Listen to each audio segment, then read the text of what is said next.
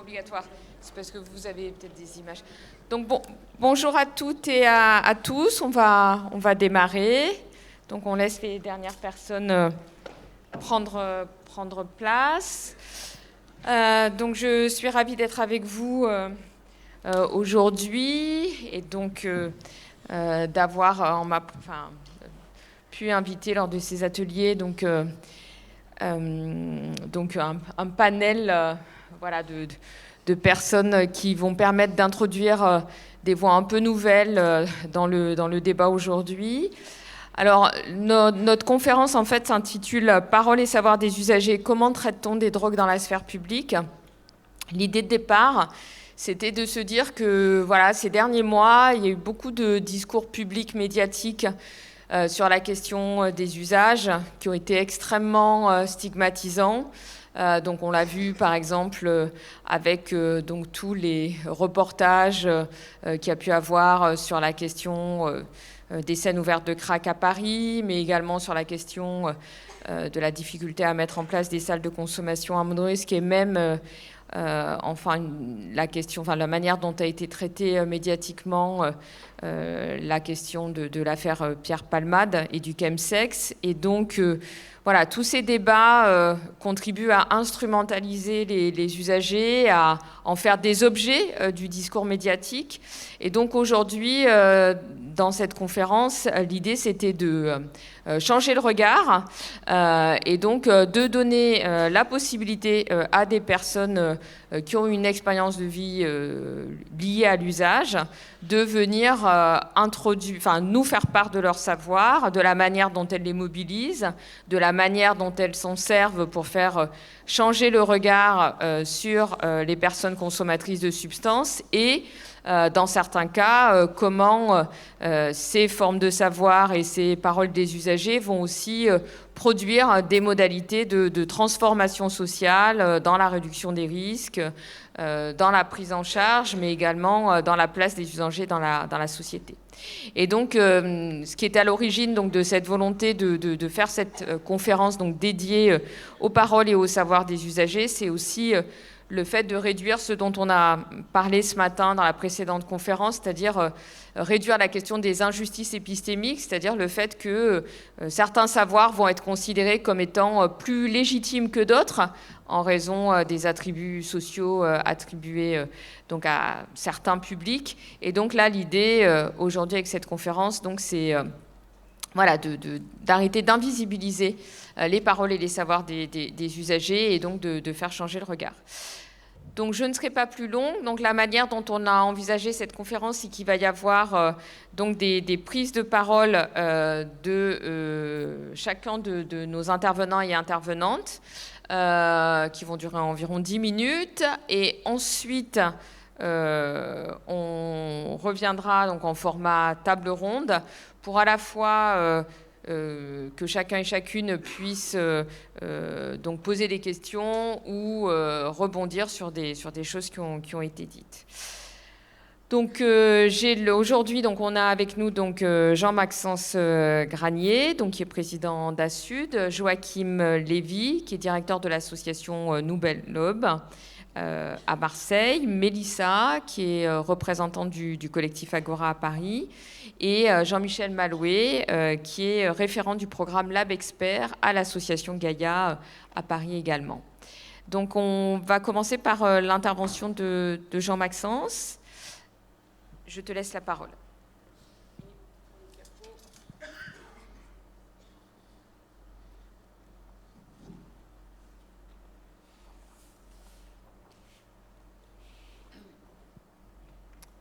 Alors oui, bonjour à toutes et à tous. Effectivement, je vais réfléchir en quelques mots que j'ai choisi de mettre en exergue à cette notion de parole des usagers. En rappelant que donc Assud se veut avec d'autres médiateurs de cette parole, par exemple à travers le journal d'Assud, qui est une de ses productions les plus importantes, que vous avez normalement ce numéro-là pu et dû trouver dans votre tote bag. Et je remercie la fédération de l'avoir glissé est donc distribué à chacun d'entre vous.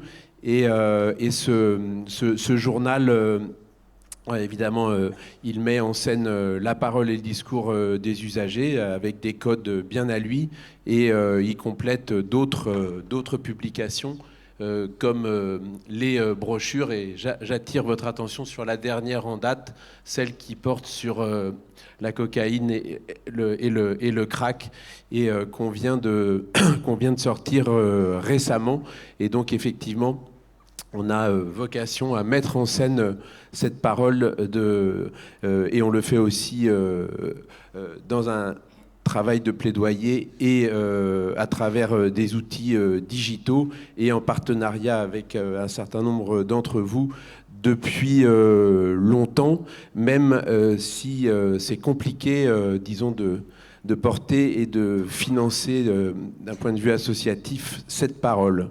Alors le premier mot que je retiens, c'est celui de stigmate, hein, l'idée, c'est que, au fond, effectivement, le stigmate, avant d'être un concept goffmanien, je ne me trompe pas, Marie, je parle sous ton contrôle, c'est un mot et qui renvoie à l'idée de marque, hein, et vous savez, c'est la façon dont on marquait les esclaves.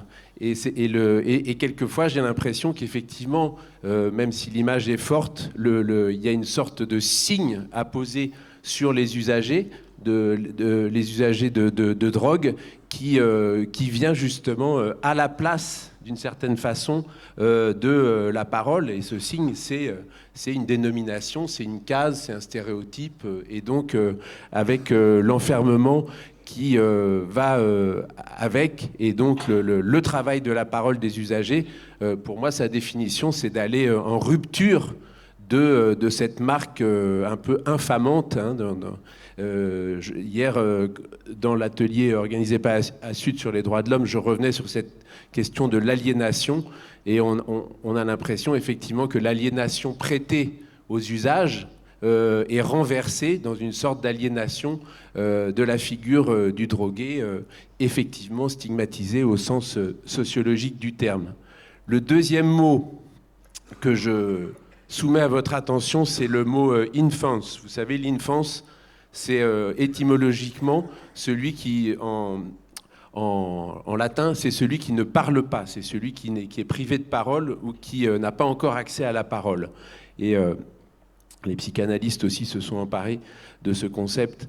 Et c'est intéressant de noter que très souvent, dans le débat sur les drogues, la question de l'enfant revient, c'est-à-dire ah oui, la figure du dealer à la sortie des lycées, ah oui, mais qu'est-ce qui se passe si jamais on légalise avec les jeunes, les ados? Alors la question de l'adolescence, la question du risque, elle est parfaitement légitime évidemment, mais ce qui est intéressant, c'est qu'elle est un peu obsédante dans le champ, comme si au fond la posture vis-à-vis des personnes usagères, c'était une posture d'infantilisation et donc de privation de parole. Bon, je pense à des associations, parents contre la drogue. Je pense à même des gens qui sont eux-mêmes consommateurs et qui s'interrogent sur, par exemple, l'évolution de la loi. Ils vont être freinés par la posture parentale. Ah oui, mais qu'est-ce qui va se passer avec mes enfants? Alors qu'on sait que, par exemple, en France, hein, même si les choses évoluent, les publics jeunes confrontés à ces difficultés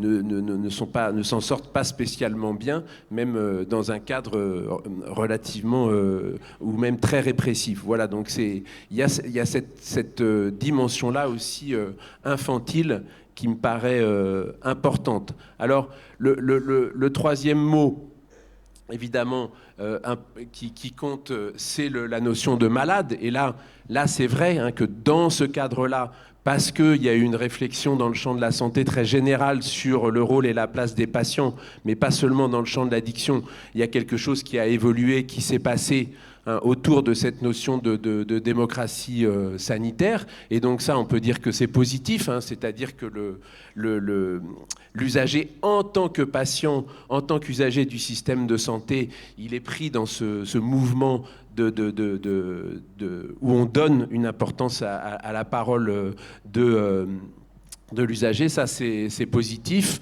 hein, donc c'est le modèle de Montréal. Et d'ailleurs pas seulement sous la figure, par exemple, de l'approche thérapeutique à travers la pérédance, l'accompagnement, la prévention ou le soin, mais aussi sur toute la dimension politique, hein, au sens étroit du terme, dans la manière de faire fonctionner les établissements, les lieux d'accueil, et puis dans la définition des politiques publiques, et puis, thème que tu as abordé tout à l'heure, Marie, tout le champ du savoir, de la science, de la formation, dans lequel on a renforcé d'une certaine façon la place de la parole de l'usager en tant que malade, avec, évidemment, vous l'entendez, et là il y a des véritables avancées en matière de démocratie sanitaire, le petit piège qui est l'enfermement dans l'univers de la santé, hein, comme seule détermination possible de l'usager. Évidemment, on est tous payés, entre guillemets, pour savoir qu'il peut y avoir des difficultés, même très importantes,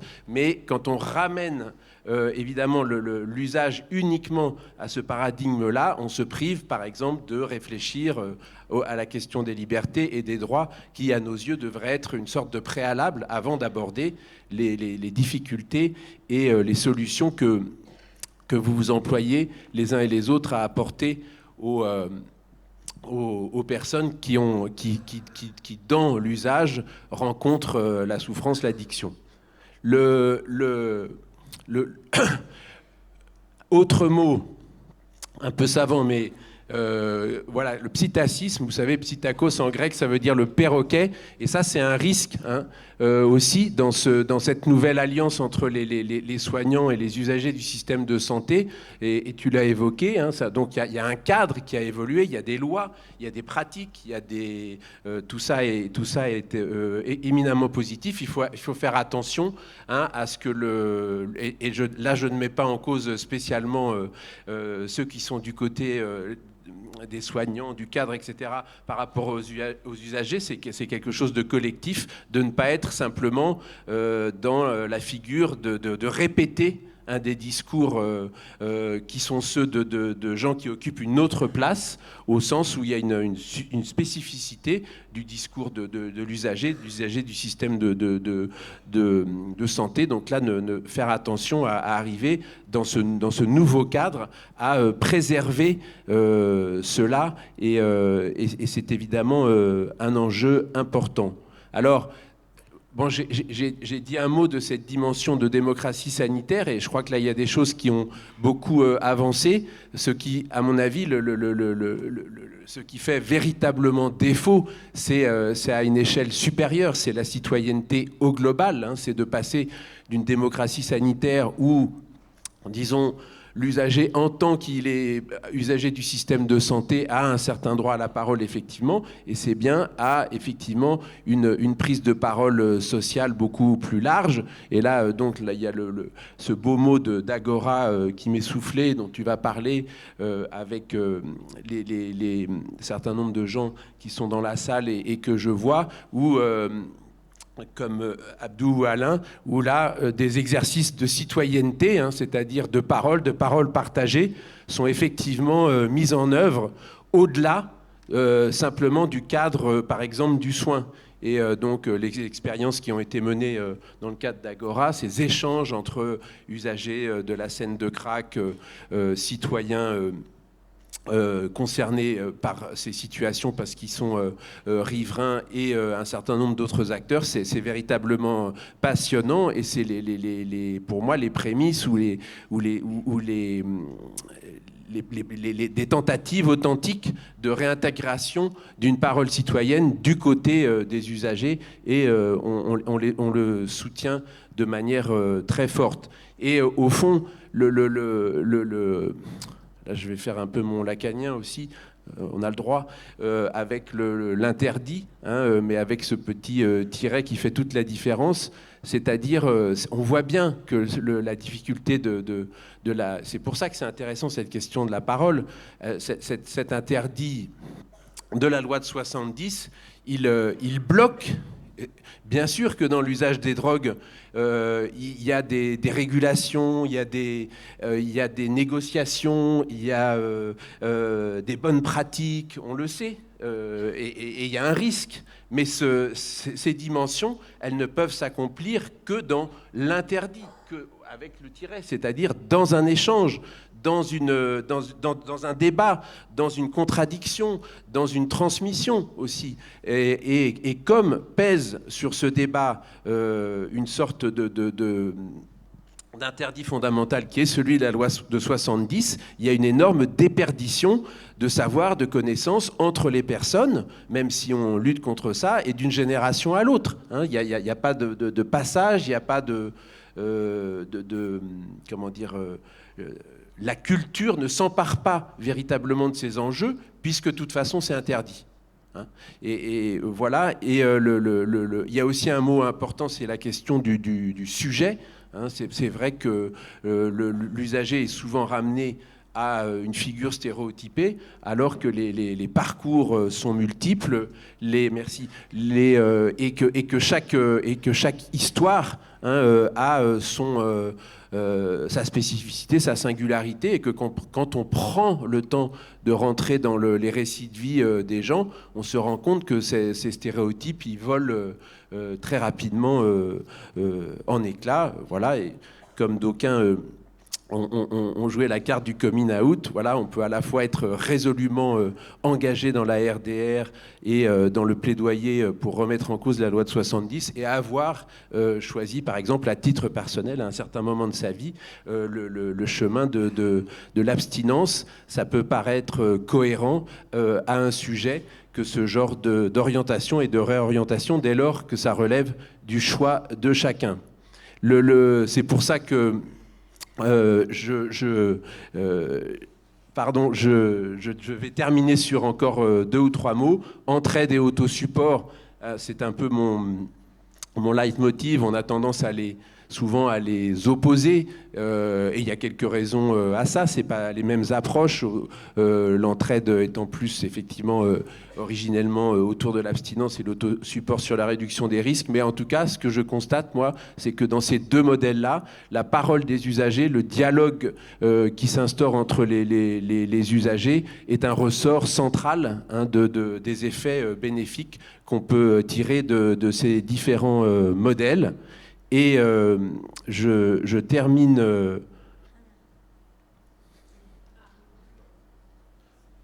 je ne sais pas pourquoi.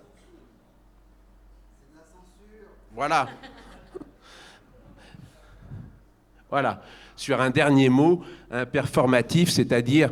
bon, ça, c'est la dimension un peu plus politique, hein, pour ceux qui ont lu Judith Butler et d'autres, et même Althusser pour les plus anciens. C'est l'idée que, voilà, on est désigné, on est interpellé comme des usagers de drogue, ça c'est la manière polie, mais comme des drogués, voire des craqueurs, et cette dénomination, elle est enfermante, et là, si vous voulez, c'est pas simplement une question de cadre légal, c'est aussi, il y a une performativité du discours, hein, la façon de construire les usagers et de les enfermer dans cette série de déterminations sociales. On en voit les effets délétères et vous les connaissez. Et à côté de ça, hein, il y a une manière de retourner cette désignation de manière performative, de réaffirmer cette identité. Hein, tous les gens, à un titre ou à un autre, sur la question raciale, sur la question de l'orientation sexuelle, on a vu que les grands mouvements qui ont réussi à affirmer quelque chose ont retourné la stigmatisation en une forme d'affirmation. C'est pour ça que les idées d'acting out, de coming out, de retourner au fond le discours qui est et l'interpellation stigmatisante en autre chose, en un discours d'affirmation, ça me paraît aussi une piste très importante pour les usagers. Et voilà, je termine effectivement sur cette dernière idée. Merci.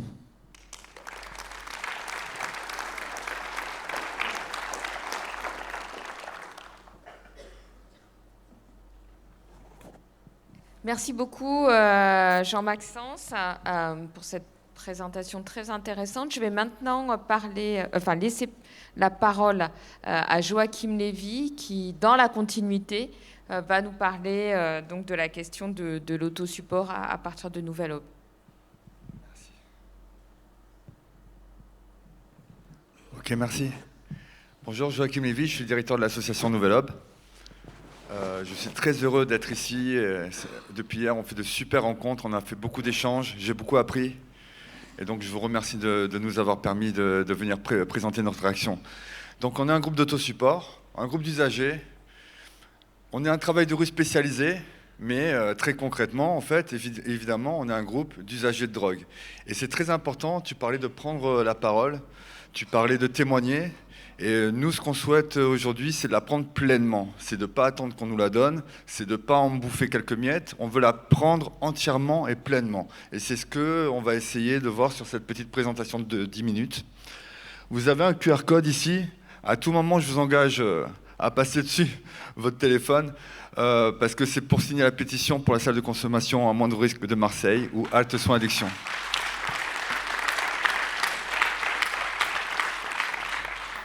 Merci, je salue tous les partenaires marseillais, ASUD, 31-32, Médecins du Monde. On se bat pour avoir cette salle de consommation cette année. On a une possibilité de gagner cette année, mais il faut vraiment saisir l'opportunité. On compte sur votre soutien. Je repasserai le QR code à la fin. Nouvelle Aube.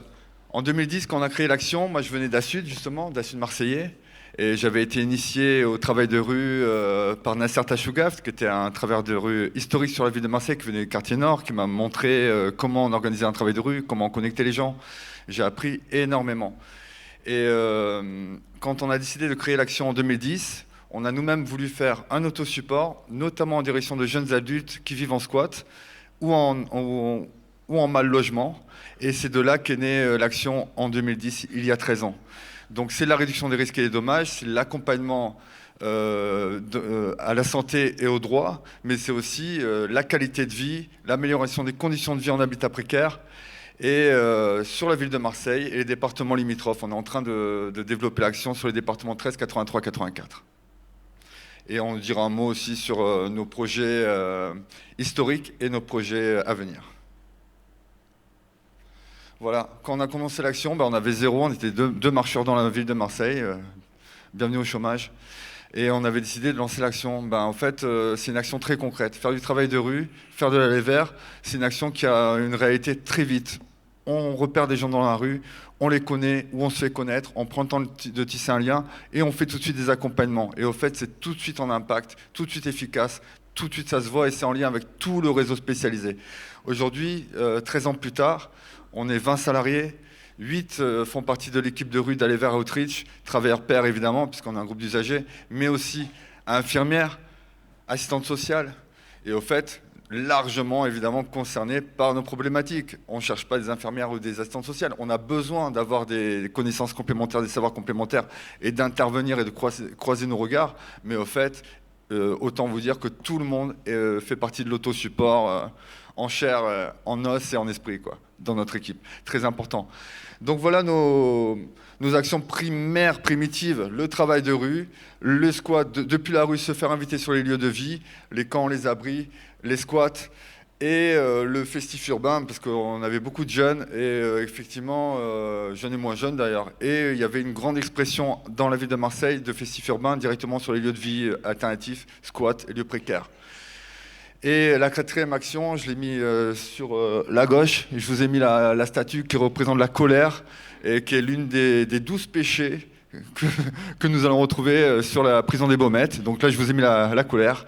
Et c'est tout en subtilité, les Baumettes. Et donc, au fait, grande précarité, petite délinquance, ça tombe bien, à Marseille, on a une prison qui accueille les petites peines. Là, c'est super bien pensé quand même, le système, notamment le système carcéral. Je rappelle que la France est condamnée au niveau européen par la Cour des droits de l'homme pour le non-respect de l'encellulement individuel et pour le non-respect des conditions de vie dignes en prison, qu'il n'y a pas de réduction des risques en prison. et que, en fait, il s'agit carrément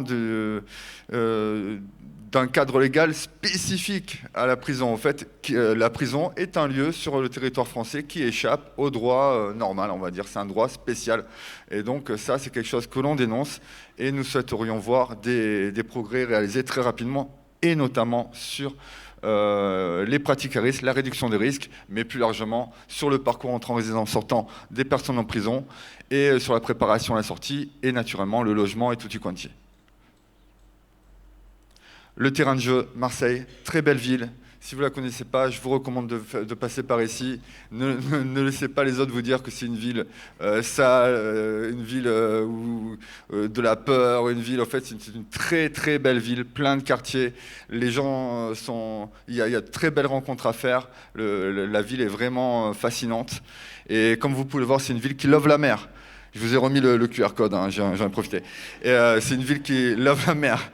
Et donc, c'est une ville sur laquelle on va faire le travail de rue. On voit les lignes de force du travail de rue en bleu et en rose, les camps et les abris. Je vous ai mis ici un petit focus sur le centre pour vous montrer comment on articule le travail de rue. Il y a évidemment un travail cartographique, hein, c'est normal de faire une approche géographique d'un travail de rue, puisque c'est très concret. Je vous ai mis les points force du travail de rue avec des chiffres 1, 2, 3, 4, 5, 6 en carré, dans un carré. Là, c'est les points clés du travail de rue. Chacun de ces points est relié l'un à l'autre. Il y a une grande dynamique de ces points les uns vers les autres. Et les groupes situés sur ces différents points chauds, on en a en vérité 26 actuellement sur Marseille, sont puissamment reliés.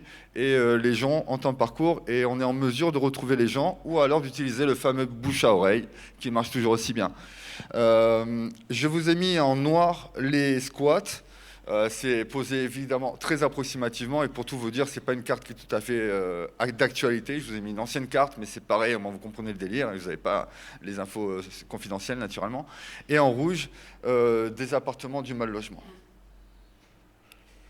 Ils sont classés en catégories, j'irai très vite, alpha, delta, oméga, alpha, squat très organisé, c'est une minorité de squats, des jeunes adultes qui empiriquement se passent les conseils, se passent les informations sur la loi, comment on repère un lieu, comment on sécurise un lieu, qu'est-ce qu'on fait dans un lieu, on l'ouvre au quartier, on crée des activités. Il y a souvent une pensée politique, égalité, parité. C'est un groupe de squats exemplaire en termes de prise en main de la grande précarité. Et on reviendra là-dessus, enfin je ne sais pas si on aura le temps, mais en tout cas la loi vient de changer, c'est un scandale. Les gens sont en train de criminaliser des grands précaires et les poussent davantage vers la rue et vers davantage de douleur, en vérité. Les squats Delta, c'est ce qu'on appelle des squats sécurisables. Ce lieu, avec l'équipe, on va pouvoir le sécuriser et on va pouvoir travailler à l'intérieur, à des espaces dédiés à la nutrition, à dormir, à faire tout ce qu'on veut dans une maison. L'intérêt, c'est qu'il est sécurisable et du coup, ça me donne une projection d'action différente.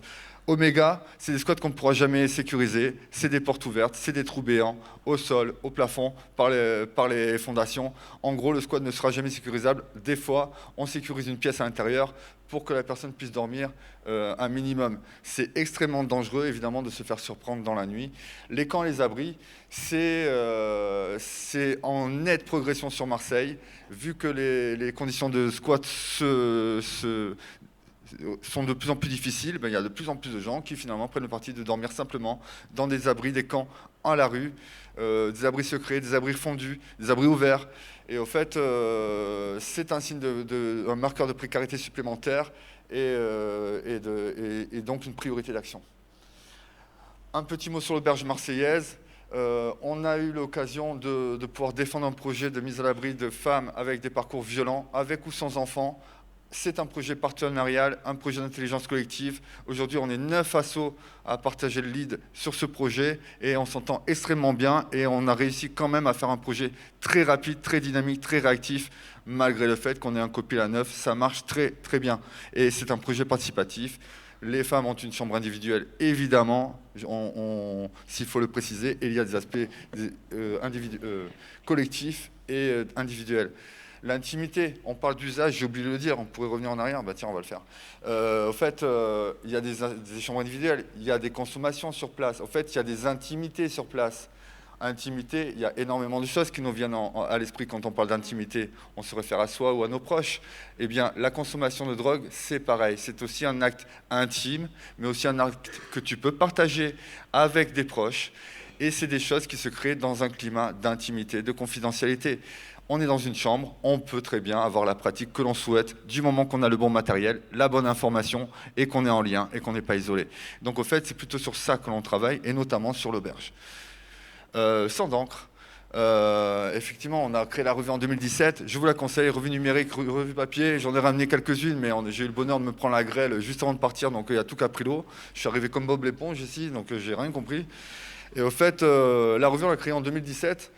Et c'est une revue participative. On l'a créée dans le but qu'elle soit gratuite. Donc demandez-la nous si vous ne l'avez pas. On vous l'envoie gratuitement, le projet financé de A à Z par l'ARS, pour qu'il soit gratuit au final, notamment pour les gens. Il relie à la parole des usagers, des travailleurs sociaux et des chercheurs. On travaille beaucoup avec le CESTIM, l'INSERM. Je vous laisse savourer l'extraordinaire logo de Sans d'encre qui a été réalisé par de nos bénéficiaires. Waouh! Ok, on l'a compris, guerre à la drogue, ok, c'est pas efficace, c'est contre-productif. On travaille sur la maîtrise des consommations, une démarche de proximité, en absence de jugement moral, on responsabilise les usagers. On veut développer l'éducation par les pairs, on souhaite le développement aussi des actions autosupport et développer la participation des usagers. Bien sûr qu'on va on souhaiterait développer des projets comme la HSA. On en veut une à Marseille, mais en fait c'est une blague. En vrai, j'en veux au moins 3 à Marseille, puis j'en veux au moins 4 pour Paris. En fait, c'est quoi ce délire? On en a 2 en France. En fait, on est la risée européenne. Et en plus de ça, on a la plus belle étude, l'étude française et l'étude à laquelle se réfèrent tous nos partenaires européens et internationaux. Et on est les seuls à ne pas l'utiliser. Je veux dire, c'est hallucinant, quoi. Je passe. La loi de 70, tu l'as très bien décrit tout à l'heure, je vous ai remis une superbe description. Les 4 piliers de la loi de 70, un cadre dégueulasse, vieux, vermoisi. Je veux dire, mais c'est quoi ce délire? On est en 1970 au fait. Non mais c'est ça qu'on comprend. Mais c'est quoi ce délire? Une loi qui nous stigmatise, nous met en danger. On va en parler encore quelques mots, puisque je sens arriver la fin. Et justement, j'arrive sur ma conclusion. Oui, sortir de l'obscurantisme en matière de politique de drogue.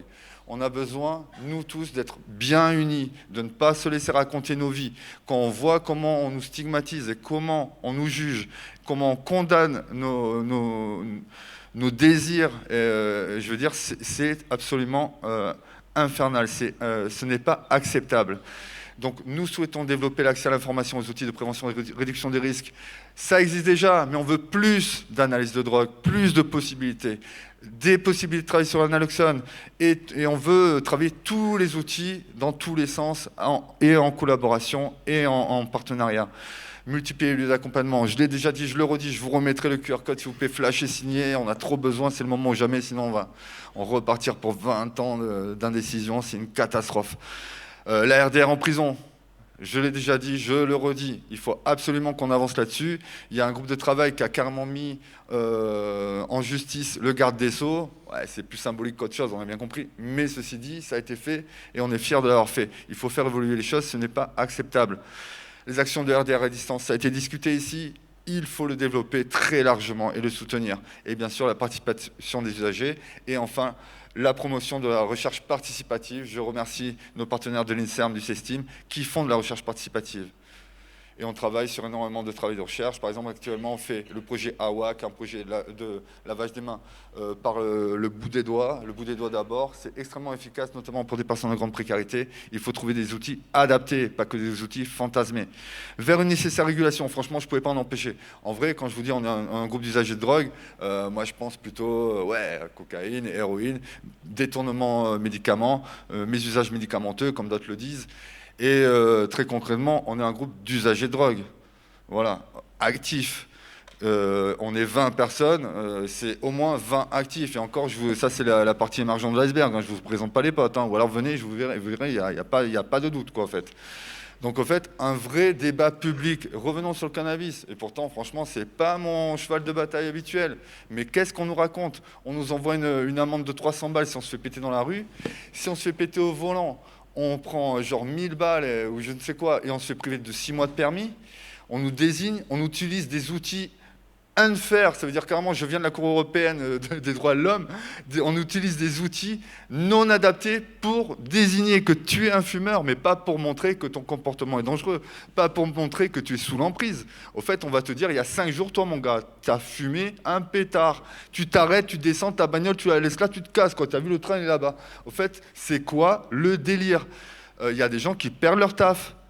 On rajoute du stigma, de la misère, par un combat de coqs dégueulasses, de mecs qui viennent rajouter. On veut nous mettre 1000 balles maintenant? Mais mettez-nous 1000 balles. Qu'est-ce qu'il a dit l'autre? Ils veulent notre nom, mais on leur donne nos noms. Envoyez-leur vos noms directement. Moi, j'envoie mon nom. C'est incroyable. Bien sûr qu'on va donner nos noms, mais attends, mais c'est du délire, ils veulent carrément nous ficher. Et au fait, en plus de ça, c'est contre la science. Je reviens une fois de plus, je suis sur une formation européenne, le groupe Pompidou, Conseil de l'Europe, c'est passionnant, j'apprends énormément de choses. Au fait, le cannabis thérapeutique et le cannabis récréatif, c'est en réflexion chez nos partenaires européens. Je vais à Malte en novembre voir les cannabis clubs. Ça, c'est une super solution, une super manière de faire. Et c'est qu'une des manières de le faire. On peut créer la nôtre, la proposer. Ne nous laissons pas confisquer le débat. Au fait, on n'a pas à avoir honte. Je veux dire, on peut aussi fumer un pétard si on en a besoin. Bien sûr, n'ayons pas de comportement dangereux. Mieux que ça, virons le tabac. Ça, c'est dégueulasse. Mais ouais. Faut qu'on enlève ce qui est dégueulasse, ce qui est dangereux, ce qui nous assujettit. Mais le tabac, c'est carrément l'assujettissement majeur du libéralisme. C'est quoi le délire? Au fait, on vapote. On fait ce qu'on veut, on gobe, on bouffe, mais on fait ce qu'on veut. Et au fait, c'est notre intimité. Et si vous êtes sous emprise, ne conduisez pas. Voilà, soyez simple. C'est un peu comme l'alcool, finalement. C'est bizarre, non? Mais au fait, on n'a qu'à faire un peu la même chose. Entendons-nous. Pour le cannabis thérapeutique, il se trouve que les dernières études montrent qu'une alliance CBD-THC est une des meilleures réponses à la majorité des pathologies. Oh, mais on ne le dit pas, ça? C'est au niveau scientifique. C'est quoi ce délire avec le CBD ou je sais pas quoi? On vire la l'HHC? Mais vas-y, pénalise-la et puis le mois prochain, on va s'enchaîner toutes les molécules indéfiniment. Il va nous prendre une loi pour nous virer toutes les semaines, l'autre. Mais en fait, c'est n'importe quoi. Ils se voient même pas être ridicules. Donc disons-leur et ne les laissons pas nous attaquer de cette façon. Comment ça se fait qu'il n'y ait pas une voix dans le débat public pour dire le contraire? C'est un truc de fou. Voilà, régulation, lutte contre le développement des réseaux mafieux. Je viens de Marseille, s'il vous plaît, les représentants de la famille ont eux-mêmes dit que c'était une bonne idée de relancer le débat sur le cannabis. Évidemment, réguler, c'est créer des clubs cannabis ou un autre système adapté. C'est aussi avoir un produit où tu dis, par exemple, je sais pas moi, nous l'État, disons qu'on peut faire des bœufs avec 10% de THC, 10% de CBD, enfin, ils disent une connerie comme d'habitude, mais au moins ils disent un truc, et on sait de quoi on parle, tu vois. Et des outils de dépistage tronqués distribués, je l'ai dit, je le redis, mais c'est quoi ce délire de dépistage cannabis? Mais en fait, ils nous prennent pour des animaux, en fait. Une pénalisation inutile, stigmatisante, handicapante et dangereuse, je l'ai déjà dit. Mais franchement, honteux, quoi.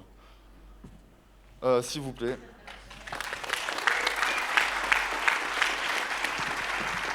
Merci. Merci beaucoup, Joachim, pour cette présentation très intéressante et stimulante. Je vais maintenant passer la parole à Mélissa. Le QR code est demandé. Non, je crois pas. Non, on peut plus. Mais je vous le renverrai. Je ne sais pas, c'est la régie qui s'en occupe. C'est normal, c'est passé. Non, je ne suis pas... Ah non, moi, je voulais... Alors, bonjour, moi je m'appelle Mélissa. Alors, comme a dit Joachim, je vais vous parler un peu de mon intimité. Je suis usagère depuis l'âge de 16 ans. J'ai eu 12 ans d'injection à l'héroïne. Ensuite, je suis devenue fumeuse de crack depuis un peu plus de 20 ans. J'ai fait une reprise d'études à 46 ans pour finir avec un DESU, diplôme d'études supérieures universitaires dans la prévention des conduites à risque.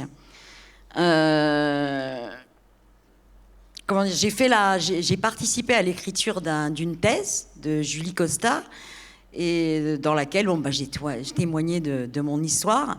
Et Julie me parle d'un groupe, d'une réunion qui est sous le collectif Agora, qui se passe à B18 à Porte de Clignancourt à Paris, et dans laquelle se rassemblent des usagers de crack pour essayer on va dire, de faire émerger par le bas la parole des usagers de crack, parce que vraiment, on est, pour ainsi dire, diabolisé. Et il faut arrêter ça. Donc j'ai commencé à rentrer dans ce collectif Agora, que je vais vous présenter aujourd'hui. Et alors, je vais vous parler de mon ressenti personnel. Je ne suis pas de la même génération. En fait, qui est venu à cette réunion? Beaucoup de migrants. Alors moi j'ai connu à l'époque où je vivais mon usage en extérieur, parce que j'avais pas de maison, donc je vivais mon usage en extérieur. C'est vrai qu'il y avait beaucoup de Sénégalais. Là c'était une autre population, et je me suis rendu compte qu'en fait il y avait un amalgame entre l'usage de drogue et des vagues de phénomènes sociaux en fait, qui se passe. Là, en fait, je me suis retrouvée qu'avec des gens qui étaient sans papier. Alors, je me suis dit, sur quel terrain on va pouvoir débattre? Mais c'est vrai qu'on a tendance à faire un amalgame. Et beaucoup, enfin, je pense que pas mal de ces jeunes ne seraient pas usagers de crack s'ils n'avaient pas été dans la problématique sociale dans laquelle ils sont. Et c'est pour ça que tout à l'heure, il y a eu un de tes magazines où il y avait prétexte, que c'est la drogue comme prétexte. Et c'est vrai que je pense que là, on a tendance à faire des associations, le noir qui fume du crack, enfin voilà, des clichés. Et bon, la société adore les clichés, parce que des fois, ils vont pas plus loin. Et c'est vrai que c'est une des choses d'ailleurs, parce que tu m'avais demandé d'en parler, mon rapport avec les médias. Donc c'est vrai que j'ai été contactée plusieurs fois par des médias, mais ils avaient déjà leur idée en tête. Ils voulaient déjà venir chez moi, me voir fumer du crack. Enfin, on m'a carrément demandé non, je ne vais pas te faire rentrer chez moi. C'est mon intimité, je suis vraiment d'accord avec ça. Ça fait partie, c'est de l'ordre de l'intimité. Et surtout si ça ne va pas dans le sens que je veux. Donc, et c'est vrai que je regrette le cadrage le cadrage des médias, le cadrage sur les usagers de crack. Et c'est vrai qu'à partir de là, je me suis dit non, il faut montrer qu'il n'y a pas que ça, quoi. Il n'y a pas que ça. Moi, j'ai passé mes 3 derniers diplômes en fumant du crack tous les jours. Ça ne m'a pas empêché de valider mes diplômes. Mais il faut, je pense. C'est pas la drogue le problème, en fait. Je pense pas que ça soit la drogue le problème. À ce jour, ça fait 3 ans que je suis en soins. Alors, je suis passée par une hospice complète. Après, j'ai continué en hôpital de jour. Et je me suis rendu compte que mon problème, c'était pas l'usage de drogue. C'était mon histoire de vie. C'est mon histoire. Je veux dire, j'avais une mère qui était usagère, j'ai vécu avec une mère usagère, j'ai été malmenée par le service de l'ADAS en étant placée de famille d'accueil en famille d'accueil, où on se remet toujours en question, mais on oublie que je suis un enfant en pleine construction. Donc en fait, je suis le fruit de mon histoire. Et bon, moi, la drogue, je pourrais te dire, j'ai entendu quelqu'un qui parlait d'hyperactivité et qu'il se fait de l'automédication avec la cocaïne. Je suis un peu passée... Moi, j'ai pris la drogue comme une automédication. Ça m'a aidé à traverser des choses, à passer des caps. Elle ne m'a pas fait que du mal. Bon, elle m'a fait du mal parce que j'ai eu des excès, bien sûr.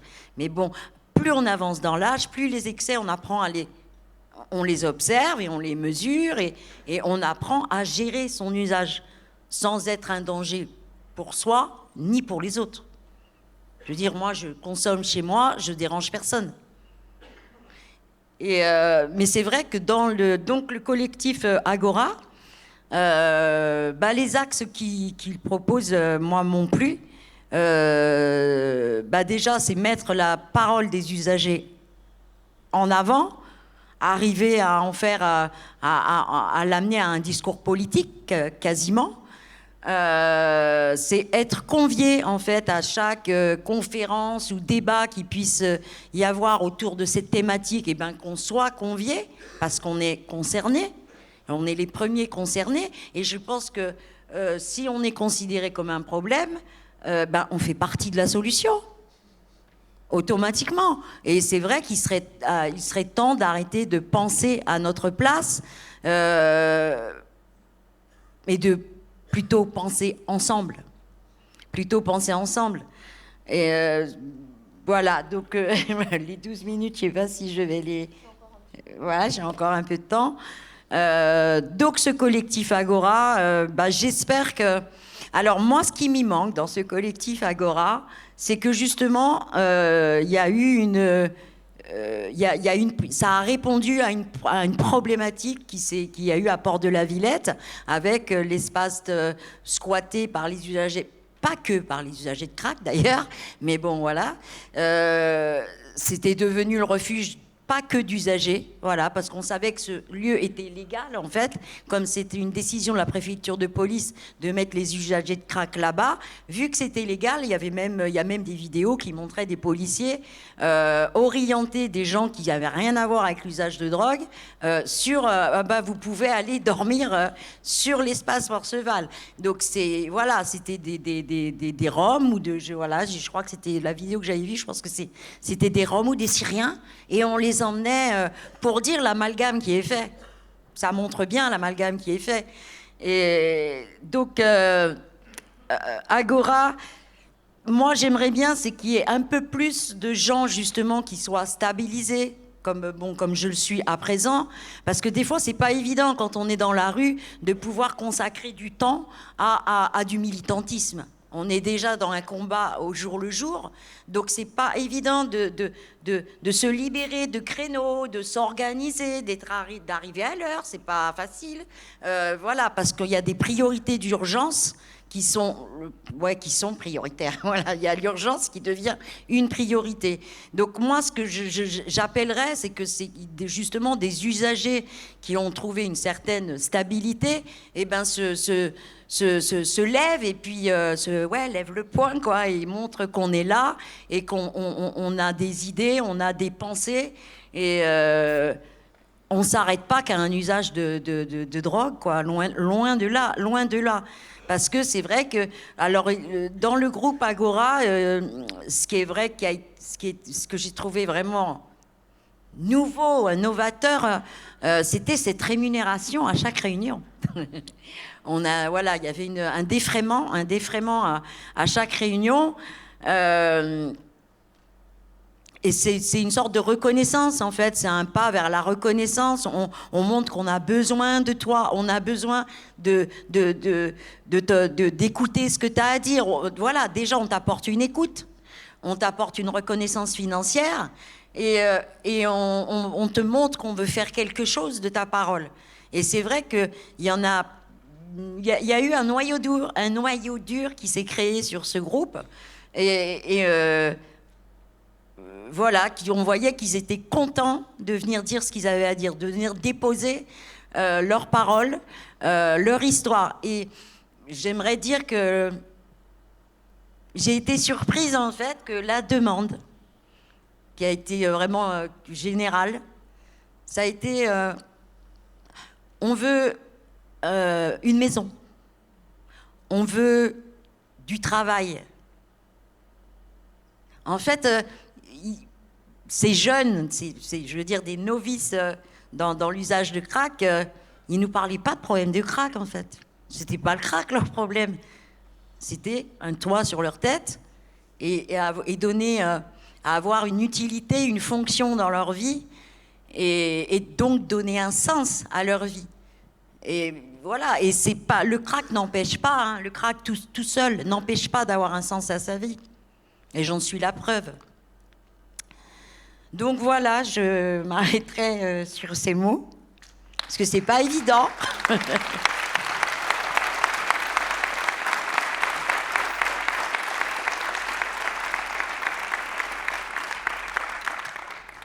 Merci beaucoup, Mélissa. C'est pas évident, mais c'était vraiment fait de manière extrêmement comment dire, touchante et aussi très performative. J'ai trouvé que ça faisait écho à ce que disait Jean-Maxence et puis tout à l'heure ce que disait Joachim, c'est-à-dire qu'à partir d'une parole personnelle, ça devient une parole politique en fait. Et c'est ça qui est très important. Mais la politique, c'est la vie. Oui, mais moi, la politique, je ne me suis jamais sentie concernée à l'époque. Mais là, en tout cas, ces prises de parole, elles font partie de la vie et elles permettent de faire évoluer, en tout cas, les représentations. Jean-Michel, à toi, je te laisse la parole. Donc, tu vas nous parler de ton expérience de référent au Lab Expert. Bonjour à toutes et à tous. Donc, je m'appelle Jean-Michel, je travaille à Gaillard maintenant depuis petite 10, 11 ans. Je suis arrivé pour les histoires de salles de conso. Je suis évidemment, pourquoi non, mais en tout cas, je suis consommateur actif, squatter. J'étais approché par Gaïa, c'était assez simple, puisque j'étais moi-même patient de Gaïa. Je venais chercher ma méta dans cette structure. Et avec l'arrivée du projet salle de conso, on m'a proposé, au tout début en tout cas, de venir bénévolement. Et très vite, j'ai eu un contrat et ça fait 11 ans que ça dure. Depuis 2 ans, je suis sur un autre projet qui a été... parce qu'en fait, avec la salle, pour parler vite, on voulait qu'il y ait de la participation des usagers. Sauf que, une salle, comme tu disais, sur Paris, la pression qu'il y a eu au moment où on l'a montée, les équipes qui n'étaient pas aussi nombreuses que maintenant, tout ça a fait qu'on n'a pas été super accompagnant avec les expériences qu'on a eues, et ce qui nous a amené à réfléchir à un autre projet de comment accompagner au mieux des usagers et de récolter leurs paroles et d'avancer avec eux. Du coup, le projet Lab Expert est né. Alors Lab comme laboratoire, expert comme expérience, expertise, expérientielle, et pair comme semblable, un pair, quelqu'un faisant partie d'une communauté. C'est un projet expérimental qui dure 3 ans, on est sur la 2e année, et du coup, en gros, pour aller vite, c'est sur 1 an avec la ville de Paris sur le dispositif Première Heure, qui permet une petite rémunération. Pour ma part, en tout cas, c'est pas satisfaisant, mais c'est déjà quelque chose, puisqu'on ne peut pas cumuler les heures travaillées avec le RSA, les heures, c'est un savant calcul, il ne faut pas faire tant d'heures, c'est très contraignant en tout cas. Mais ça a quand même permis d'avoir un peu plus qu'un RSA, ce qui est déjà bien. Donc, le parcours Lab Expert dure 1 an. Il se divise en 2 axes principaux. Un premier qui est de la formation théorique sur les métiers de la réduction des risques, sur tout le panel, les TSO, la gestion de la violence, mais aussi la gestion de la consommation. Un peu tout le panel de ce qui fait nos boulots, quoi. Une fois que cette formation est passée, on a des structures partenaires qu'on est allé voir en amont du projet et qu'on continue à aller voir tout le long, qui ont bien voulu s'impliquer avec nous. Pour le faire, il y a 2 façons de s'impliquer, c'est de nous orienter des usagers qui ont envie pourquoi pas, de devenir un travailleur social un jour ou un travailleur pair, ou carrément de pouvoir en recevoir dans sa propre structure. Et c'est des petites mises en situation qui durent 2 mois. Il y en a 3 sur le parcours. Alors on essaye un peu de varier les lieux, que ce soit de l'hébergement, un CARUD, XAPA, des antennes mobiles, mais aussi des associations communautaires telles que le PAST, qui est une asso transgenre. On a aussi ouvert le projet aux travailleurs et travailleuses du sexe, mais aussi à la communauté transgenre, puisque ça fait aussi bouger les représentations et quelque part, c'est revenir aux fondamentaux de la réduction des risques, puisqu'on travaillait aussi avec eux et en tout cas dans certaines assos, ce côté-là c'est un peu perdu. À travers cette façon de faire, on revient dessus. Et bien sûr, quand même, une fois que ce parcours de 1 an est fini, on ne les lâche pas comme ça, on essaie de travailler des suites de parcours, de trouver des structures, éventuellement dans quelque chose d'idéal avec qui serait matché avec un travailleur pair, ils sont plutôt futurs travailleurs pairs et qui veulent bien embaucher. Le projet n'a que 2 ans, on est sur la 2e session, on n'a pas eu encore ce genre de cas, mais je ne désespère pas. Par contre, voilà, au départ, il y avait 6 personnes. Cette année, on en a eu 7, 8. Et on espère que la prochaine session, avoir au moins une bonne dizaine de futurs travailleurs pairs. Voilà, donc... je peux dire de plus. Comment se passe l'accueil des travailleurs pairs par les professionnels des structures Des structures. Après, bon, c'est un peu compliqué. Après, voilà, quoi, nous, on va quand même beaucoup voir les structures avant parce qu'il suffit, il ne faut pas envoyer non plus un travailleur pair dans une structure qui n'aurait pas compris et qui ne serait pas volontaire pour faire ce travail avec nous. On demande à ce qu'il y ait des référents, hein, en plus de ma collègue et moi, qui sont référents et qui suivons dans les structures aussi les futurs travailleurs pairs. Dans la structure accueillante, on demande qu'il y ait 1 ou 2, voire 2 référents, donc des personnes un peu privilégiées avec qui ils peuvent plus facilement parler s'il y a quelque chose qui marche, s'il y a quelque chose qui marche moins. Et voilà, quoi. Et ce qui permet aussi, après, avec des réunions communes, voilà, quoi, de voir. Et pour les usagers, les personnes qui participent au programme, qu'est-ce qu'elles te disent sur l'impact que ça a pu avoir aussi sur leur trajectoire de vie? Ça fait bouger beaucoup de choses. Hein. À chaque fois, des fois, bien souvent en tout cas, comme on va quand même chercher un public éloigné du travail, c'est vraiment la première démarche. Pour reprendre cette dynamique-là. Et oui, les consos, les ci et là, c'est un peu compliqué. Mais franchement, on travaille ça tout le long. On met des stratégies en place avec les personnes si c'est un peu trop compliqué, que ce soit pour aller boire une bière à un temps de pause, consommer ce qu'il a besoin de consommer dans les temps de pause. Et si c'est même trop compliqué, on va accompagner. Et puis au fur et à mesure, essayer de travailler des stratégies pour ne pas les mettre en difficulté, quoi, tout simplement.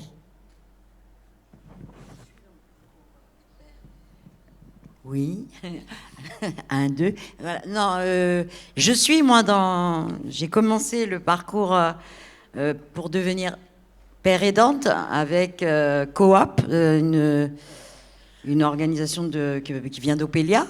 Et c'est vrai que ça faisait longtemps. Je pense que je le faisais déjà sans spécialement avoir de diplôme voilà, je le faisais naturellement parce que moi j'ai 10 ans j'ai été pendant 10 ans à peu près travailleuse du sexe et c'est vrai que j'ai souvent fait de la pérédance avec des jeunes filles qui arrivaient toutes naïves sur le terrain, que souvent je prenais sous mon aile et puis que j'allais les mettre à l'abri en les prenant avec moi dans ma chambre d'hôtel. Voilà. Et même dans le milieu, même avec les usagers de drogue. Et c'est vrai que je suis rentrée, la formation de Coop se passe en 4 petits micro-formations de 3 jours. Donc j'ai fait 3 jours de formation sur l'accompagnement de quelqu'un qui est dans une problématique d'usage de drogue. J'ai fait 3 jours avec l'accompagnement des troubles psychiatriques. Et c'est vrai que oui, je pense qu'il serait temps qu'on rentre dans l'encadrement et le soin des usagers. Parce que notre expérience, je pense qu'elle est très riche. Elle est très riche. Mais tu sais, voilà, moi je suis tout à fait d'accord avec toi. Le travail pair, c'est quelque chose qui en ce moment apparemment est au goût du jour. Pour moi, c'est quelque chose qui existe quand même depuis longtemps. Hein. Les métiers de la RDR ont été créés par des travailleurs pairs, même si peut-être on ne les appelait pas comme ça à l'époque. En tout cas, c'était le cas. Et voilà. Mais par contre, en amont du projet, la première année, j'ai rencontré 17 structures pour pouvoir placer des travailleurs pairs dans leur structure. Il n'y en a que 3 qui se sont portés volontaires, vraiment. Donc, ok, c'est sexy, c'est chouette. Sur le papier, c'est super beau ton projet, mais nous, non, on n'est pas prêts. Alors, je ne sais pas ce que ça veut dire, on n'est pas prêts, mais nous, on l'est, quoi. Merci beaucoup, Jean-Michel.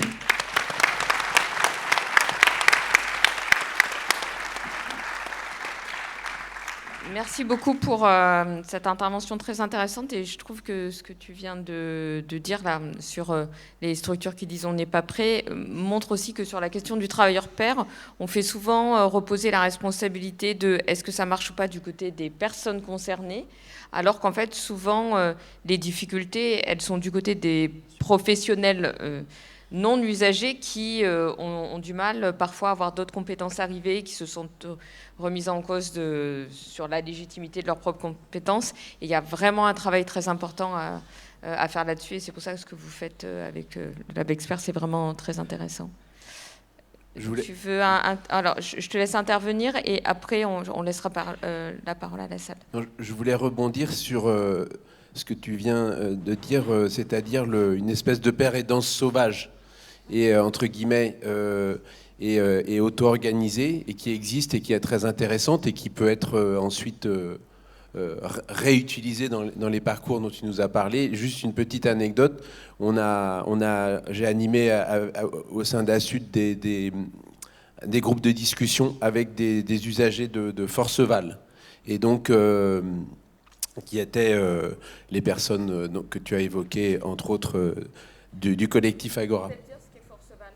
À Forceval, c'est ce qui a été à un moment la scène de Crate ouverte à Paris et fortement médiatisée et qui, à cette heure, n'existe plus en tant que telle.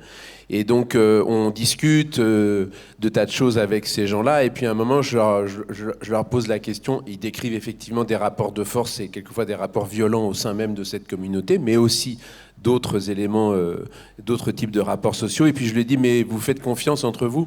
Non, on ne fait pas confiance à des craqueurs. Hein. On ne peut pas s'appuyer les uns sur les autres. Et donc là, il y a quelque chose d'important qui est l'intériorisation aussi de ce discours stigmatisant au sein même du discours des usagers.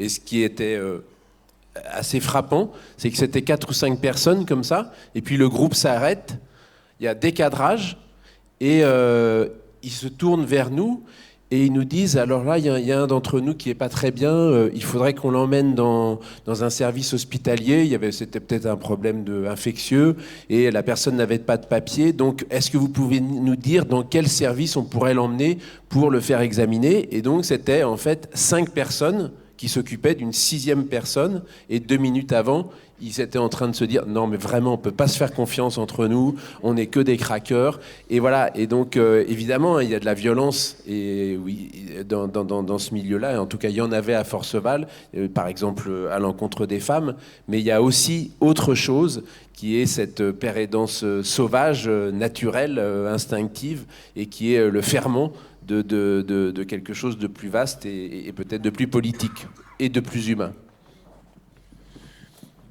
Mais, enfin, c'est normal aussi. Enfin, de la violence, il y en a, effectivement, on ne peut pas la nier. Mais tu parques des gens depuis tant de temps ensemble avec l'usage, avec les choses qu'il y a, et puis dans un truc tout petit, enfin, dans quelle communauté il n'y aurait pas de violence ?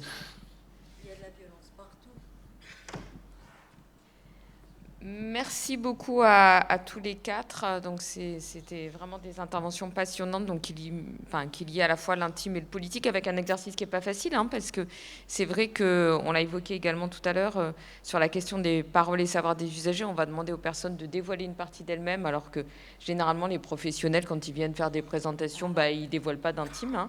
Donc voilà, c'est vraiment un exercice très intéressant, mais voilà, très, très engageant. Donc merci à vous et merci aussi pour tout le travail que vous faites.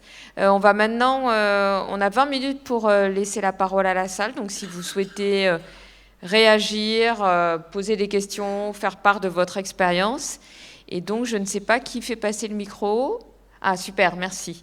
Donc, levez la main si vous souhaitez réagir ou poser une question ou vous faire part d'une expérience que vous avez sur cette question-là.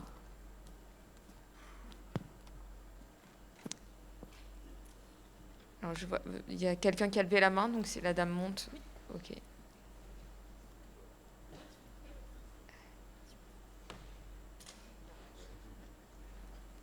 Florent Greneau, je travaille au bus 3132 à Marseille. Je voulais revenir sur la question des travailleurs pairs et je trouve ça très bien que les savoirs expérientiels des travailleurs pairs soient enfin reconnus. Mais il y a une question que je me pose. Tu parlais tout à l'heure d'un savant mélange et de savant calcul pour pouvoir permettre aux personnes d'encore garder le RSA.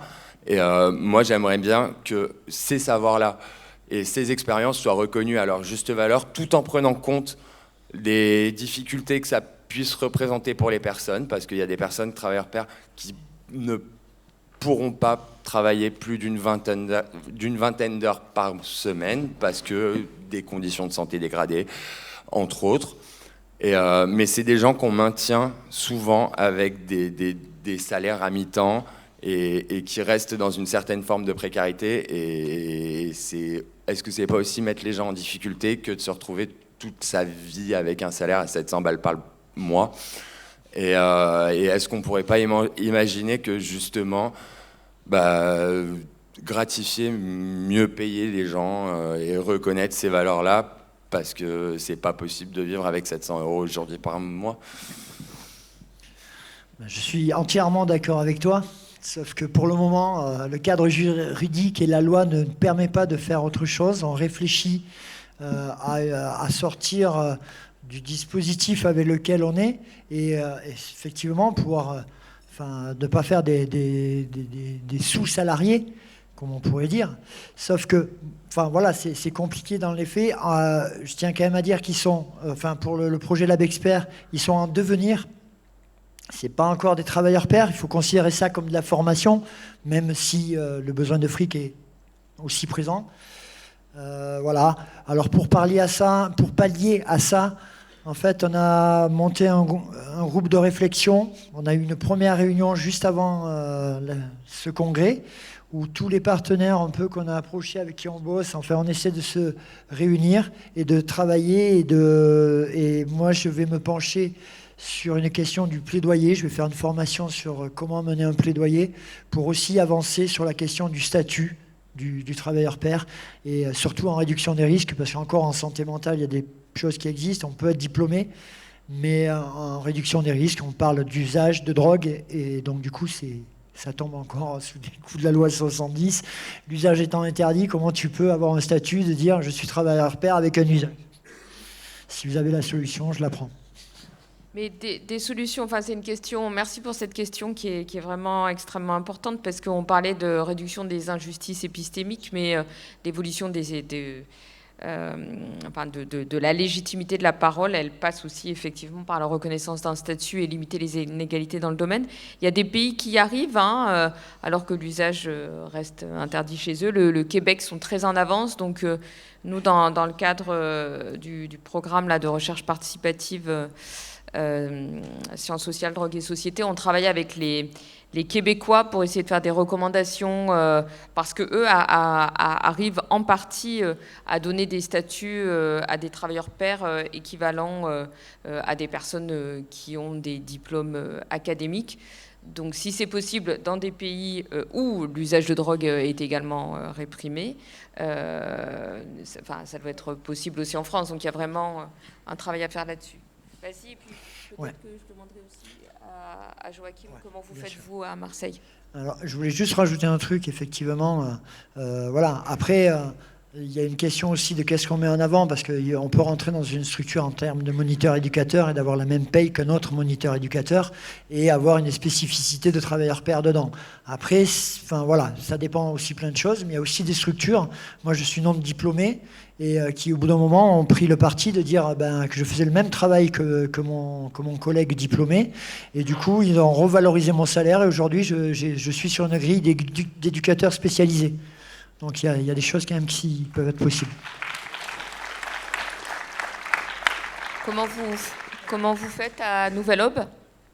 Créer un projet, c'est un combat. On l'a créé en 2010. On a tellement galéré les 5 premières années. J'ai réussi à créer le premier bout de poste, je pense, 3 ans après le début. Donc c'est vous dire la patience qu'il faut. Ça a été Julien, parce que c'était un pur autosupport. Je dis ça en pesant mes mots. Moi, j'ai un diplôme, mais dans notre domaine, mais au moins j'avais un truc à mettre en face de nos financeurs. Et donc, il fallait faire la trace au niveau de l'autosupport. Aujourd'hui, on est 20 salariés. Et c'est vrai qu'il y a eu une accélération très forte sur ces 4 dernières années. Construire un projet, c'est énormément de patience, beaucoup de démonstrations.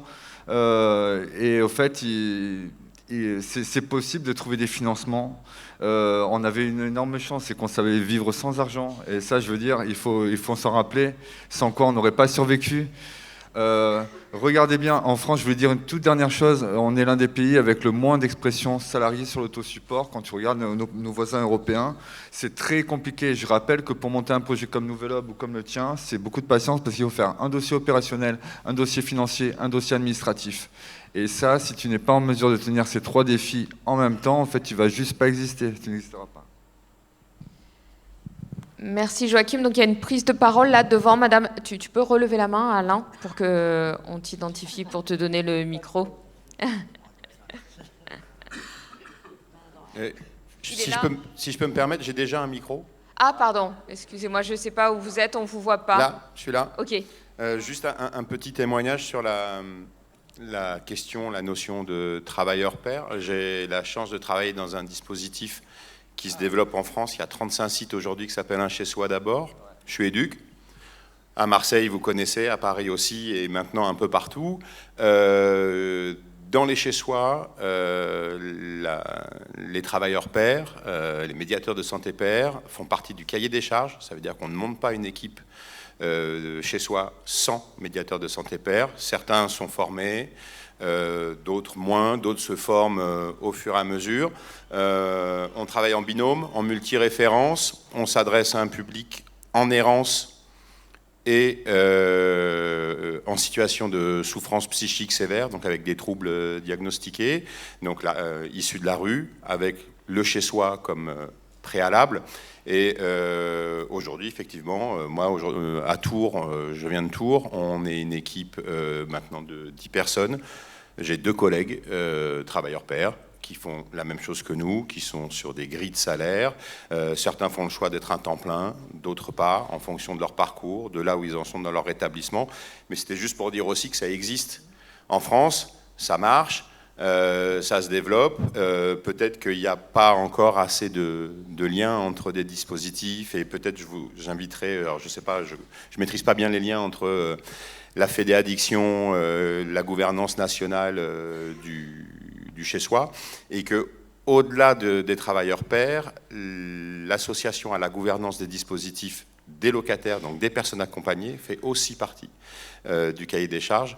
Donc ça, voilà, c'est sur toute la ligne, on est sur de l'horizontalité et j'entends beaucoup de choses autour de ça dans vos témoignages. Je vous remercie d'ailleurs aussi pour ça, mais ça veut dire qu'il y a quand même des choses qui vont dans le bon sens et il y a sûrement pas mal de liens et de travail à faire ensemble pour que ça puisse continuer à se développer sur vos terrains aussi.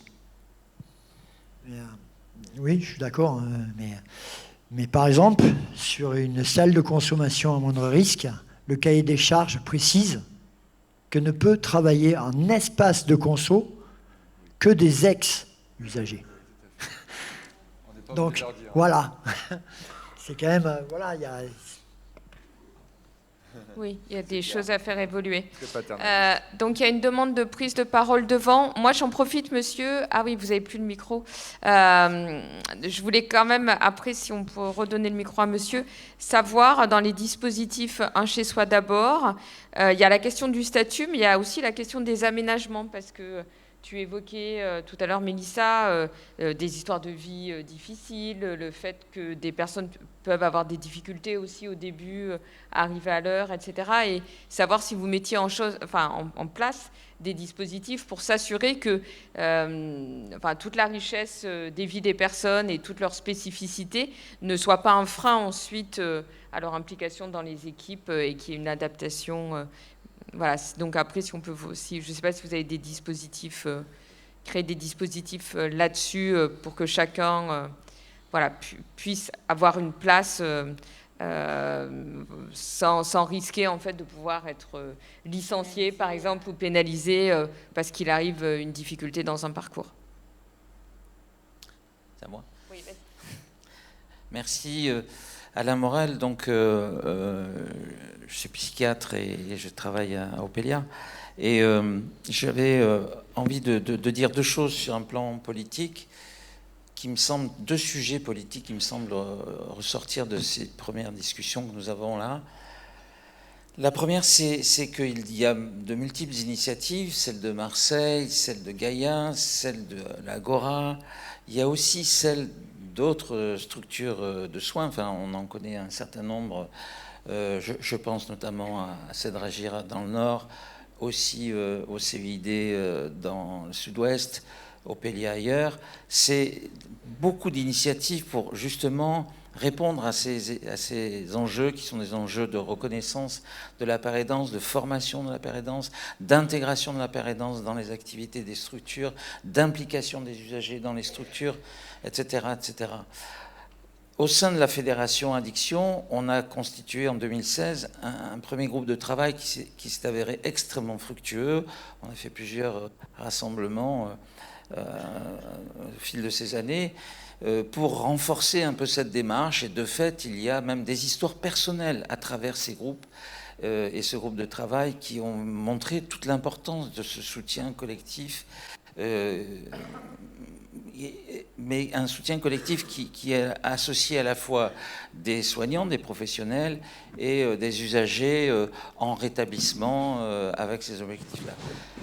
Je pense sur ce point qu'il est extrêmement important qu'on regroupe, qu'on fédère nos actions. Nous avons les mêmes problèmes. Si nous voulons que cette reconnaissance de la paire-aidance puisse un jour exister sur un plan politique, de la formation, etc., de la rémunération, ça passe par un rapport de force, ça passe par une expression commune, politique, sur un certain nombre d'enjeux. Donc, je pense que c'est très important qu'on se rencontre, qu'on débatte de tout ça, qu'on se mette d'accord sur un certain nombre de plaidoyers, comme on dit maintenant, et qu'on puisse faire peser sur les décisions politiques que ça comprend. Deuxième chose que je voulais dire, que j'ai appris au sein du collectif Agora, j'ai appris beaucoup de choses au sein du collectif Agora, c'est pas fini, mais une chose qui m'a frappé dans les derniers échanges qu'on a eus quand on préparait un article ensemble, c'est sur la notion de soin. Et c'est la prise de conscience. Je veux simplement donner une anecdote qui est assez claire sur ce que je veux dire. Nous avons plusieurs animatrices, dont Mélissa dans le collectif. C'est marrant d'ailleurs parce que ce sont essentiellement des femmes et qui sont un peu en marge par rapport enfin, qui ont un lien très fort avec la communauté des usagers, mais qui ont un peu quand même pris des distances, ou en tout cas qui sont en contact avec des services de soins. Et l'une de ces animatrices est allée dans un centre thérapeutique résidentiel, elle a séjourné avec beaucoup de satisfaction. Enfin, il s'est passé des choses pour elle très importantes dont elle nous a témoigné, mais elle n'a jamais pu faire part dans la communauté des usagers de ce passage dans un centre de soins. Comme si c'était quelque chose d'inavouable. Et je trouve que ça, pour moi, permis de prendre conscience de la distance culturelle qu'il y a entre la notion de soin et de la validité de la notion de soin parmi les usagers de la communauté et dans les structures de soins qui veulent tant de bien pour ces usagers. Il y a vraiment là une distance qui fait que prendre conscience que finalement, dans la communauté, le soin est vécu comme une privation de liberté, comme un risque bien plus important, comme quelque chose qui a à voir avec les institutions contre lesquelles on vit, quoi, enfin, parce que ces institutions sont persécutrices.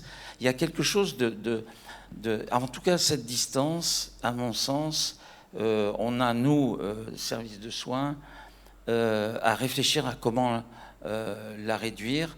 Et je pense que, enfin, ce qui nous est venu à l'idée au sein d'Agora, j'espère qu'on y arrivera, mais nous, on n'a aucun soutien financier de qui que ce soit, c'est de développer une paire-aidance particulière qui est celle de ce que les Québécois appellent les navigateurs pairs, c'est-à-dire des usagers qui sont dans la communauté, mais qui, sur un point ou deux, amènent des informations et servent de médiation, sans ambition forcément d'être professionnel de l'un ou de l'autre, mais qui amènent...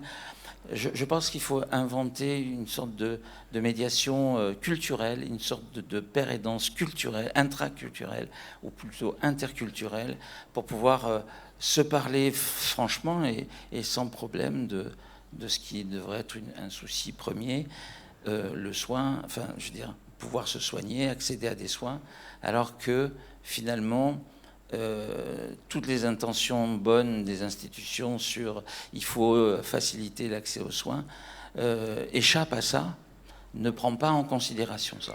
Voilà ce que je voulais dire.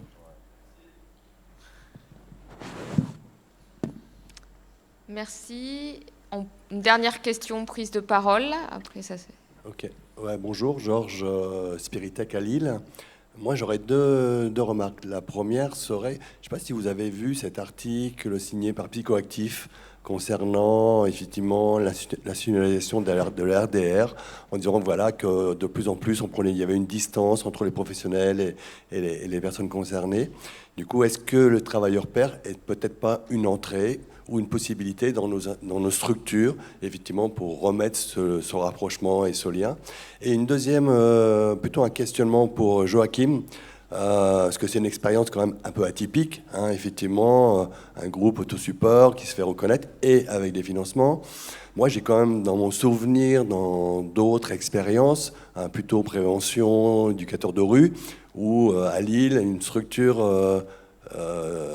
de jeunes concernés, enfin, voilà, avait mis là, c'est une espèce de club de prévention, voilà, en marge, et la difficulté qu'il y avait eu à l'époque de se faire, de reconnaître effectivement cette initiative dans son expérience et dans ses capacités, et du coup avec un environnement professionnel assez hostile. Alors, est-ce que, dans ton expérience, Joachim, vous avez rencontré, avec ton collectif, un peu ce genre de difficulté pour te faire intégrer au niveau marseillais comme voilà, une équipe pro à part entière? En fait, nous, on venait de l'Acide Marseillais. On avait déjà un contact avec certains membres du réseau déjà. Sinon, on a juste mis très longtemps, c'est plusieurs années, pour réussir à imposer une action d'autosupport en France, parce qu'il y a énormément de représentation, que ta démonstration, tu vas devoir aussi la faire plusieurs fois. Et notamment, vous savez, quand on est usager de drogue, il va falloir en plus de ça montrer qu'on peut avoir confiance en toi. Il y a il y a une vision très stigmatisante, et effectivement, qui peut avoir une grosse influence. Et aussi la démonstration qu'on était complémentaire du réseau, qu'on n'était pas un danger pour nos partenaires, ou qu'on n'était pas un problème, une action que les partenaires allaient avoir dans les pattes, mais bien une action complémentaire et qui allait même pouvoir réaliser les accompagnements. En fait, nous, on augmente les accompagnements de nos partenaires aussi, puisqu'ils nous sollicitent pour réaliser certains des accompagnements ou certaines visites de lieux de vie, ou améliorer des consciences de vie, ou suivre des pratiques à risque. On est spécialiste, évidemment, des accompagnements de pratiques à risque, notamment l'injection. Et donc, en fait, oui, ça met beaucoup de temps. Oui, c'est très dur. Les représentations ont la dent dure, justement. Donc, en fait, il faut vraiment qu'on fasse évoluer. C'est pour ça qu'on a fait la revue Sang d'encre. Il y a beaucoup d'inertie, ça va prendre beaucoup de temps. Mais il faut continuer encore à faire cette démonstration. Deux choses encore. Nous, on est un autosupport. Donc, on n'est pas une structure qui intégrons des autosupports ou des travailleurs pairs. On est un groupe de travailleurs pairs ou alors un groupe d'usagers. Et nos partenaires sont en train de tenter d'intégrer des travailleurs pairs avec plus ou moins de succès. Ce qui est important aussi de comprendre, c'est que ça remet en question, tu vois, le travail d'introspection qu'on a tous nous-mêmes envers nous-mêmes, c'est un travail important. Un projet, c'est aussi une personne morale vivante. Et ce travail d'introspection doit être réalisé au niveau du projet aussi. C'est-à-dire comment on intègre les gens. Est-ce qu'ils vont être autorisés? On a eu des exemples où les personnes ne pouvaient pas aller sur les réunions d'équipe. C'était bon pour faire le café. S'il y avait une embrouille ou une bagarre sur l'accueil, ça tombe bien, on a l'autosupport. En fait, il faut vraiment donner du corps à cet accompagnement, le permettre de s'exprimer. Nous, les personnes de notre équipe, ont des responsabilités considérables auprès des personnes que nous accompagnons, du voisinage et de la justice. et on l'assume. Et il faut créer les conditions d'émergence de la participation des usagers dans les projets. Un de nos grands partenaires nous disait, mais on les trouve où? Comment on fait? Il y en a qui sont allés chercher dans les travailleurs handicapés, mais tant mieux pour eux, tu vois, c'est pas la question. Mais au fait, en réalité, tu les trouves sous tes yeux, au fait. Ils sont ton public, ils sont les gens qui viennent vous voir. Et ces personnes-là vont avoir une temporalité. À un moment donné, ils veulent peut-être aider, participer.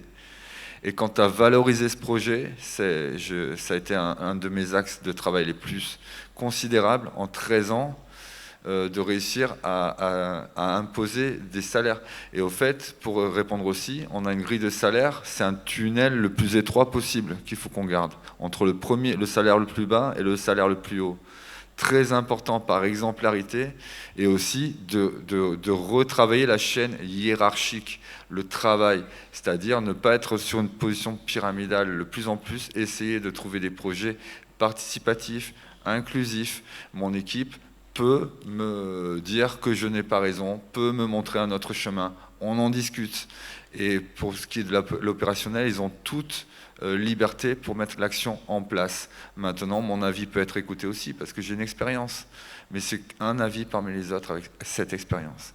Au fait, il a fallu pour nous même reconstruire toutes les représentations qu'on avait d'un outil comme une association, c'est-à-dire comment elle fonctionne, comment on s'organise, qui fait quoi, qui porte la parole, qui peut s'exprimer, mais en fait tout le monde. Et c'est très important quand on inclut des autosupports de réussir à trouver une place où on va certainement peut-être devoir réorganiser son temps de travail, son outil de travail, avoir je pense, ce courage-là, très important, organique, de remettre en question, mais de manière très positive, son projet pour inclure des usagers de drogue. Ou alors, je rappelle, la participation des usagers ne concerne pas que les usagers de drogue, par ailleurs.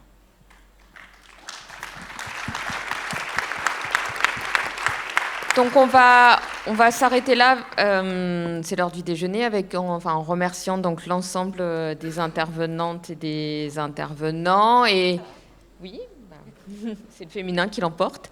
Le fait, sur ces paroles, en fait, de voir que le travail pair, c'est aussi un outil de transformation sociale, mais encore faut-il s'en donner les moyens. Merci à toutes et à tous.